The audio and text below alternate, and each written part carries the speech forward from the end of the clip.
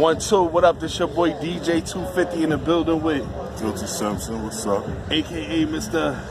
Simpson, what's up? Alright, the way I want to start is I want to ask you, for people that don't know who you are, like if it's the first time somebody seeing you, give them a brief history of who you are. Straight MC. Okay. Work with Dilla. Okay. That's it. That's all you Dilla gotta like say. the Elohim of this shit, so I mean, you know. That's all you gotta say. Like you ain't even gotta. Right. Me and Dilla, we worked in some joints. I was gonna save it for the end, but I want to ask you, how did you and Sean Price start working together? Because before I even heard y'all together, was it like something that just happened, or it was one of those things that, like, I just want to know how it started off, that y'all started like working together. I reached out to him to do a feature on my album, Ode to the Ghetto. I got a song called Run with Black Milk. Yes. Sean Price is supposed to be featured on that song, so we reached out to him. Well, not supposed to, we wanted him to be featured on it. We reached out to him. Yes. He didn't know who I was.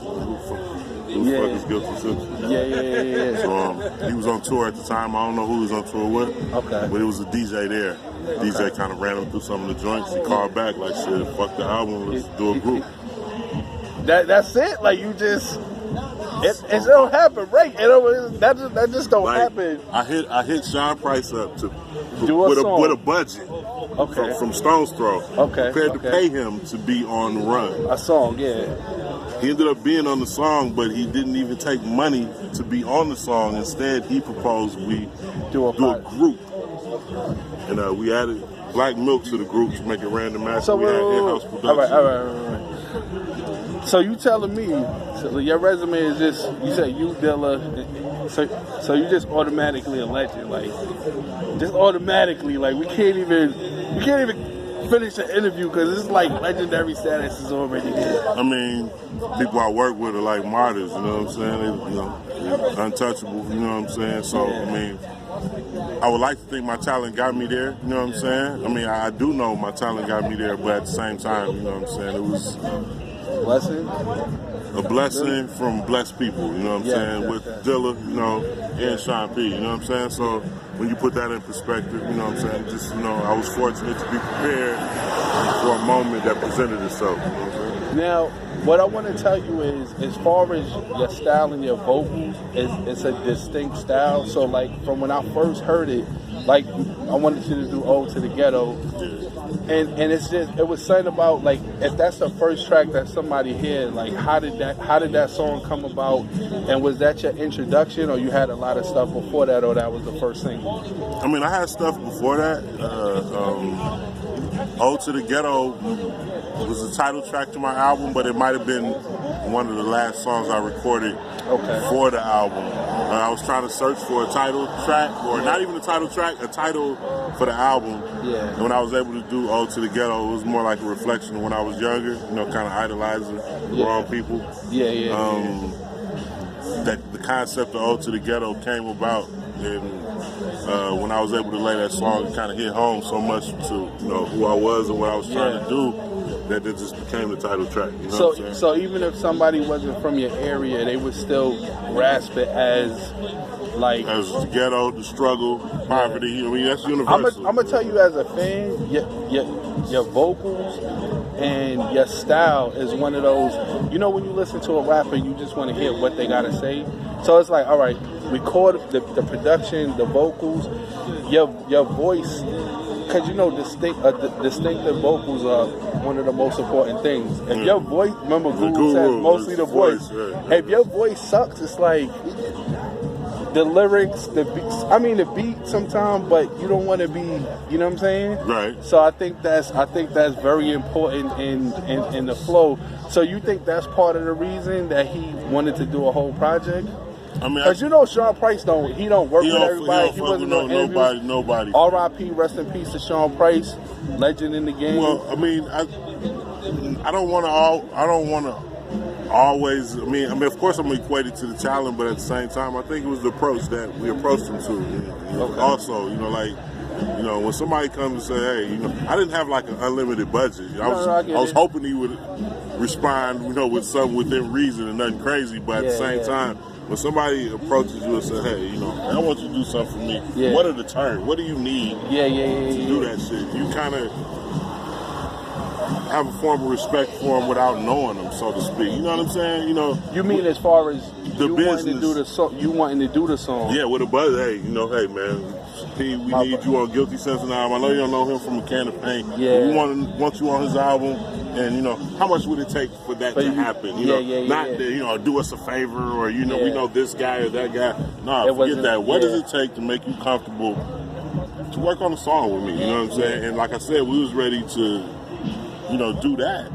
And for him to come back and say, you know what? Let's do it. Fuck the money. You know what I'm saying? Let's not even say I'll do it for free, but to go further, let's be a group. Like that's on some. How did you feel about it? The shit felt, it feels retarded repeating it now. You know, he's not even here right now. Like just. You know, that shit just kind of hit me on another level, just saying it. But you know, you know what I'm saying. But it humbled me. You know what I'm saying. But at the same time, it motivated me too. You know what I'm saying. You want to hear something funny? You know Domingo, the producer. Yeah. On my bucket list, he was a producer I wanted to meet. Right? It's a story similar, and I just wanted to meet him. But we became cool through Facebook. He was like, "Yo, I want you to host the Kane versus G Rap show in the Poconos." So it's like, how do you even answer that? Like, this is like crazy. You know what I'm saying? I was a little light skinned kid with a flat. You remember everybody wanted to be Kane. So it's like certain moments, it's like it's a blessing. A lot of things are a blessing.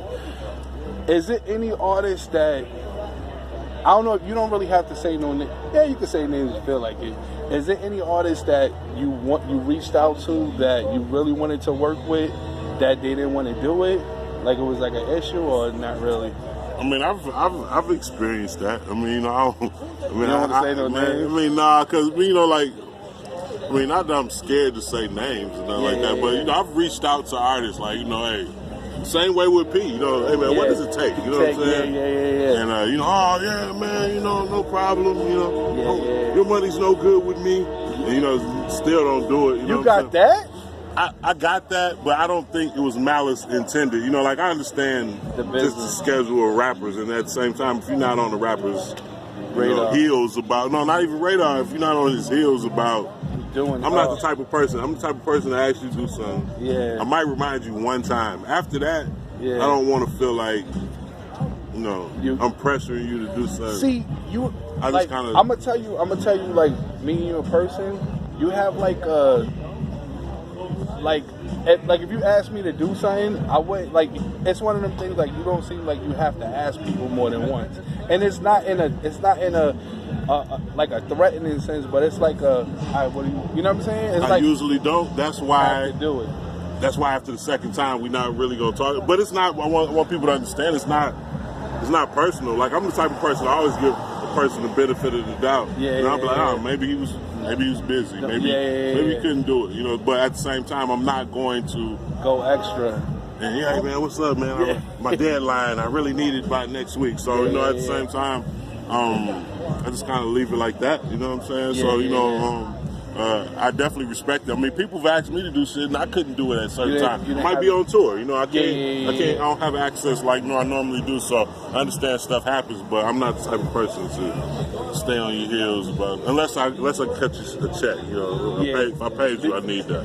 I need that. I'm not playing. He's not playing if he send you that check at all. So what I want to ask you is, for somebody that never heard of you, if they see the interview, I want you to give 3 songs that you want them to check out and why you want them to check it out. Oh, wow, that's dope. Well, no. He's only going to give you 2. Ode to the Ghetto, you got to check it out. Never heard of him. No. You got 2 left. I give you that. Two left. Sheesh. I'll probably say,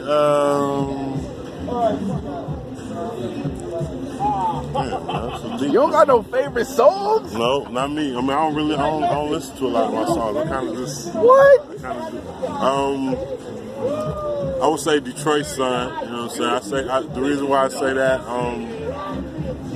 because this kind of summarized where I was, you know, just kind of in my life, you know what I'm saying? Just kind of as a rapper, you know, getting older, still rhyming, still feel like I'm better than, you know, a lot of rappers. You know what I'm saying? But understanding that times are changing, you know what I'm saying? We're like dinosaurs and this shit. So Detroit Sun kind of hit home with the mind frame of where I was, you know what I'm saying? You know, kind of on this shit. So you really see, you know what's the crazy part?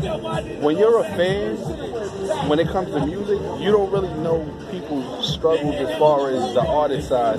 Like, people just say, oh, you got mad videos, you've been around for so-and-so. They just think, like, financially, everything is just straight. So to even think that you even have issues with, you know, like, when you get to a certain age. And like I said, with hip-hop in general, it's one of those, like, as far as the fan bases, Tekashi 6ix9ine, like I said, he only been out for less than a year, and they're basically almost done with him. But like I said, to have been in the game for so long and still have the support of, and to still have the support of people. Yo, most of them be like 5 minutes, but it don't matter. So how do you feel about the state of hip hop as far as that goes? I think the internet kind of helped. I think it helped a lot. I think it helped a lot for the entrepreneur. You know what I'm saying? But it made the music industry so accessible for everybody. That people want to inbox you. Like it took the impact of music away. You know what I'm saying? Okay. Like let's say through the internet, I could get an album from an artist, and next week I'm wondering when the next project is. You don't really get a chance to sit with some shit. Like, you know what I'm saying?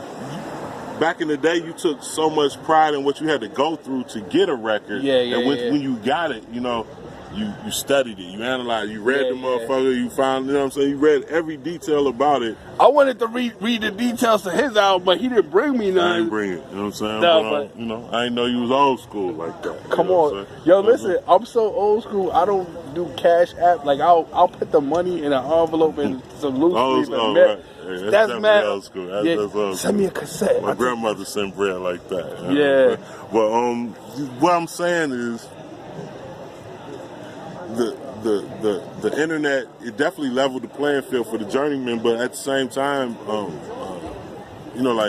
came up in the 90s. We had to pay dues. You know what I'm saying? You had to go amongst your peers of rappers to prove that you warranted having the microphone. You know what I'm saying? Now you get a camera for your living room. You don't even have to have ever done a show. I see it all the time. You go on the internet and see these rappers that might have hundreds of thousands of followers and a huge following, and say, "How long you been rapping?" He said, a year. 10 minutes ago. You know, Well, comedy is the same thing too. When it comes to like legends that built the craft, now it's like you do like a 1 minute Instagram video, and then you, like you said, 100,000 followers, and you can book shows and actually fill in seats more than real comedians. But like I said, it leveled the playing field for everybody, but it took the all way. You know, the internet took the all way. Like, if I know how artist A feels about everything, you know.